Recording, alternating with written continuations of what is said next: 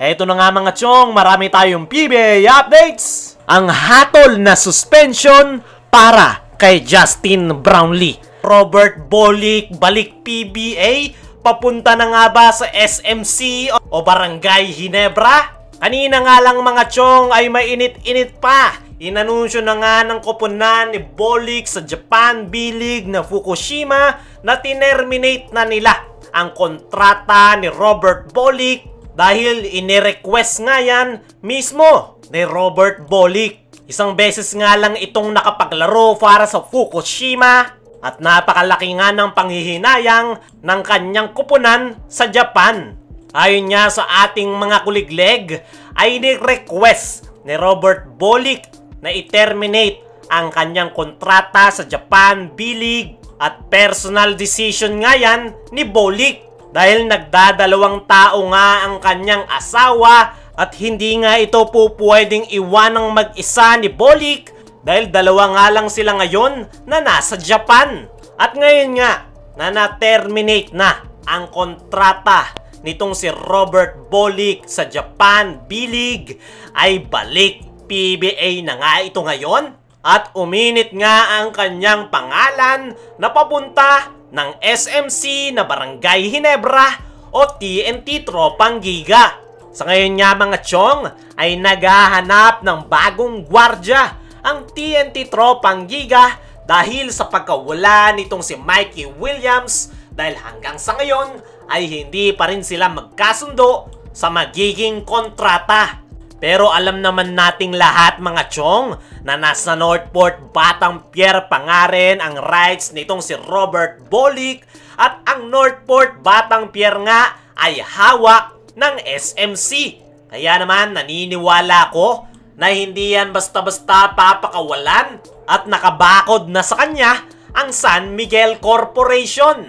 Napakalaki nga ng tsansa na Barangay Ginebra ang tungo nitong si Robert Bolick dahil wala ngang Jeremiah Gray ang Barangay Ginebra dahil sa iniinda nitong injury sa kanyang tuhod.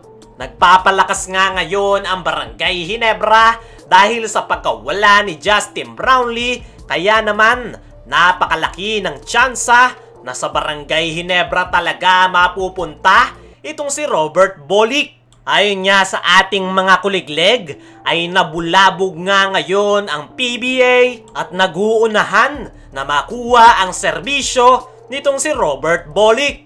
Panigurado na gagawin ang lahat ni Al Francis Chua para makuha nila ang nasabing gwardya.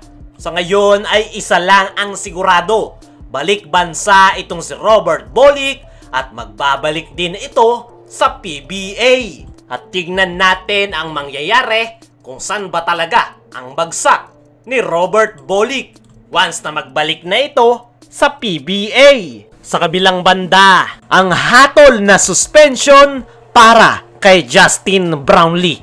Ngayong araw nga mga chong, October 19, ang last day ni Justin Brownlee para mag-appeal matapos itong magpositibo sa doping test. Pero dahil nga sa hindi na kinontes nila Al Francis Chua ang isyung kinakaharap ni Justin Brownlee, ay ngayong araw na nga posibleng magsimula ang suspension nitong si Justin Brownlee. Ang gusto ngang mangyari nila Al Francis Chua kung bakit hindi na nila kinontes yung B sample ay para mas mapaikli yung suspension kay Justin Brownlee. Sa ngayon nga mga chong ay habang ine-edit ko ang video na ito ay wala pang suspension na ipinapataw sa Ginebra Resident Import.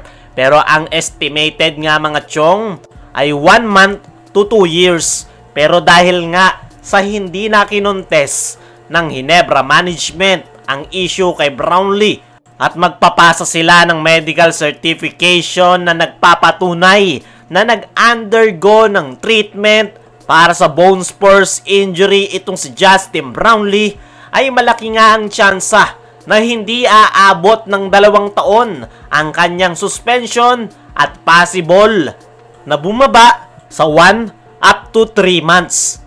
Hindi naman performance enhancing drug ang nakita kay Justin Brownlee, kaya expected na mababa lang ang magiging suspension nito. Si Kiefer Ravena nga na performance enhancing drug ang nakita sa kanyang katawan ay 18 months lang ang kanyang naging suspension. Kaya kumpiyansa ako mga chong na mas mababa ang magiging suspension kay Justin Brownlee. At ayon nga sa ating mga trusted source ay sakali nga na 1 to 3 months lang ang suspension nitong si Justin Brownlee ay makakabalik nga ito sa Barangay Ginebra next conference. Dahil si Brownlee pa rin daw talaga ang kanilang main import dahil solid chemistry na kanilang nabuo at subok na ito ni Coach Tim Cone. Kaya sakaling malift ang suspension kay Brownlee ay agad din itong makakabalik para sa Barangay Ginebra. At si Brownlee pa rin ang maglalaro para sa ating national team sa paparating na Olympic qualifying tournament. Yan ay kung magiging mababa lang yung suspension na ipapataw sa kanya.